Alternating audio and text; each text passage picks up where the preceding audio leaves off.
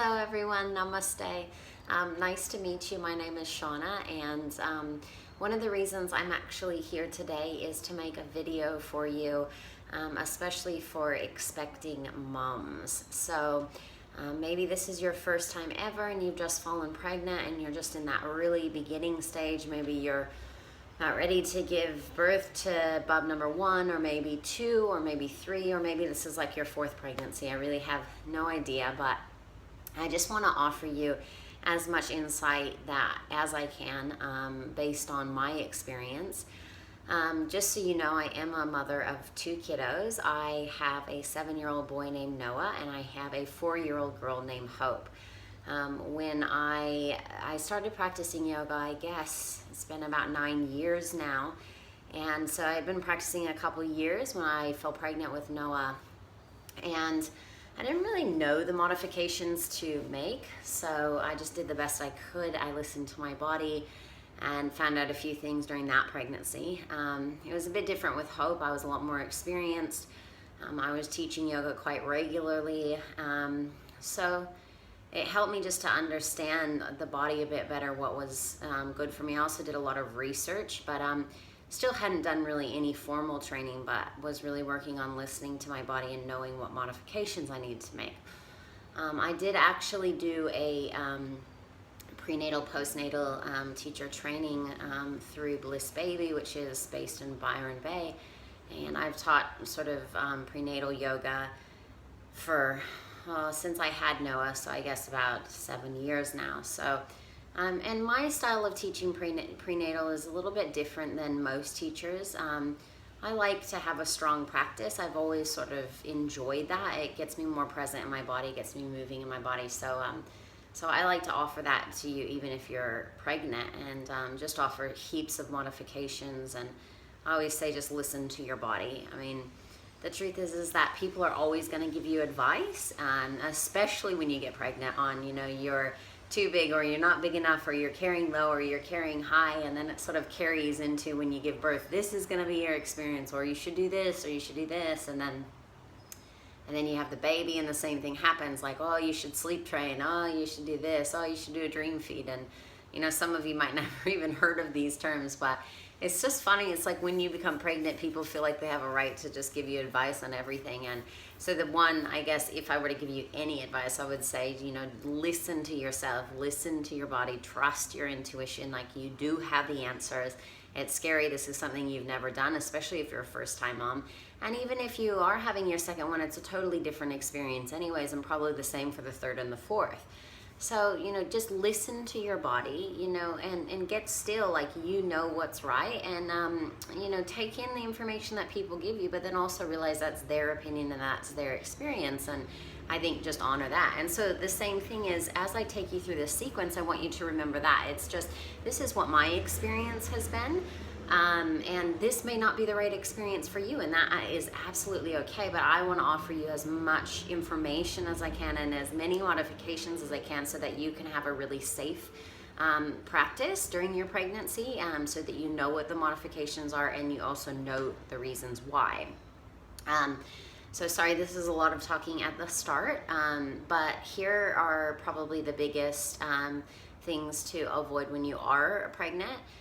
In your first trimester, you do want to avoid heaps of inversions. Now, technically, downward facing dog is an inversion because your hips are, sort of higher than your shoulders, or higher than your heart. But the truth is that if your body is really used to a downward facing dog and used to that sort of movement, it's not going to be much different for you to take a downward facing dog. Your body's not going to really feel like it's an inversion, versus literally if you go upside down. So by inversion, I mean that your hips are higher than your heart. So in that first trimester, you've got your uterine wall, and the embryo is actually trying to plant into the uterine wall. And so what happens is it hasn't fully implanted in there yet until you've reached through that first trimester. So going upside down, doing like full shoulder stands, doing headstands, handstands, that kind of stuff is probably not going to be the safest practice for you until you sort of reach that second trimester, if that's something that's in your practice and you feel like that's something safe for you in the second trimester. But definitely probably something to avoid in your first trimester. In the So that sort of deals with that first trimester thing. In terms of abdominals and what's happening to your body when you get pregnant is, you've got these muscles, like this. You've actually got 4 layers in your abdominals. So you've got the rectus abdominals, which is the most superficial part of your abdominals. And then you've got the internal obliques and you've got the external obliques. So one moves across your body and then one moves down the side of your body. So you've got this movement and then you've got the twisting movement happening. So that's what your obliques do. And then you've got the TVA, which stands for the transverse abdominals, and that sort of wraps around you. It's like a big corset, and that's what I'm talking about mostly when I talk about sort of in regards to abdominals during your pregnancy. My suggestion is just to avoid them. The muscles are like this, and they're just gently trying to pull apart to make space for the baby. So in my own experience, it's like, why try and contract and why try and bring them together when naturally your body is actually trying to pull, like it's just trying to create space for a baby. And I think on like more of an energetic and an emotional level, like becoming a new mother is something where you're actually learning to soften and you're learning to let go a little bit. You're learning not to tighten so much. You definitely have to do that when you have children. You have to get a little bit more flexible. And so it's almost like the whole idea behind abdominals is like you can clench, you can tighten, you can constrict, or you can just actually completely just sort of like relax and let the body open. And by relax, I don't mean no engagement whatsoever, but I mean just like relax and let your body sort of do what it's already doing anyways. So that's it for abdominals, really, is no active abdominals. So in the sequence, I'll show you a lot of different variations for doing abdominals that are quite passive and really supportive, that still keep up that strength, but without going over the top or doing too much. Okay, what else do we have? Twisting. So twisting is a really big one that I get asked about a lot, and the idea is that we just want to avoid closed twisting. So closed twisting is basically when you would come into something like this and you would open your heart up, and the reason why is you're taking this space and you're basically compressing it. And so as you can imagine, as you get bigger, as you get a belly and you start to shorten that space, it just puts a lot of pressure in that area, and so it's just better to avoid it. So absolutely do open twists. So I will show you exactly how to do that. So you could practice a normal class, and instead of doing any sort of closed twist, you just do more open twists.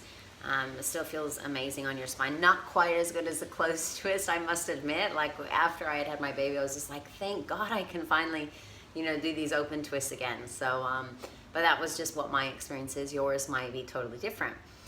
Okay, what's next? In terms of as you grow, as you get bigger and bigger, your body will expand. So your belly will expand and your hips will expand to make space to pass the baby through you. So so your feet will just need to eventually be widening more and more as you get bigger and bigger in your pregnancy. So you would probably start with your feet really close together, and then as you get near the end of sort of your third trimester, you might find that your feet are wider than hip distance apart. So just make space for your belly if you're doing something like a forward fold. So I hope that part's helpful. There's nothing else that's really coming to my mind at the moment while I'm thinking about it. I'm just trying to think. I feel like that's sort of the general idea. I guess the last thing is if you practice a strong practice, so I teach a lot of power vinyasa, or like a strong flowing class that's a heated class. It's about 32 degrees usually when I teach. Just making sure that you can keep your core body temperature down. So, I mean, inside you're about a degree or two hotter, especially when you're making a baby, building a baby inside you. And so you don't want to create that extra heat in there, and so you want to keep your own heart rate down, and you want to keep your body temperature at just a really regulated temperature so that it keeps you safe inside.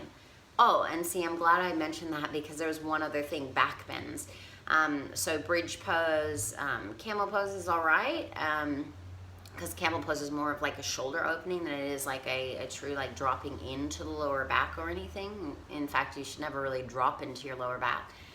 But again, I will explain that to you. But with back bending, doing things like upward facing dog and wheel are really deep back bends. And if you think about it, and if you're taking your heart back, the space between your belly and your back gets shortened. So again, it compresses that area of your belly. So it's that same idea of what I was talking about with the twisting. You're compressing, and then when you're back bending, even though you think, oh, my belly's coming out, it's actually your back body is pushing in towards your front body, and it creates like less space there. So I hope that is helpful for you. I hope it's kind of clear. And then again, if you have questions about it, please just send me a message, or you can go onto my website. It's shaunahawks.com. So it's www.shaunahawkes.com. So if you have any questions, please just send me a message. But I'm going to do a little sequence for you now. So I hope that this will help explain some of the things I've just went into detail with. And again, sorry for all the chatting. I do like a good chat, but I also like to be really, I like you to be super informed, because I always like knowing not just what to do, but why. I feel like that's so important, and it brings so much meaning to, like for me personally, it brings a lot of meaning into what I'm doing. So I hope this helps you. Namaste, and I'll see you when we're practicing. Okay.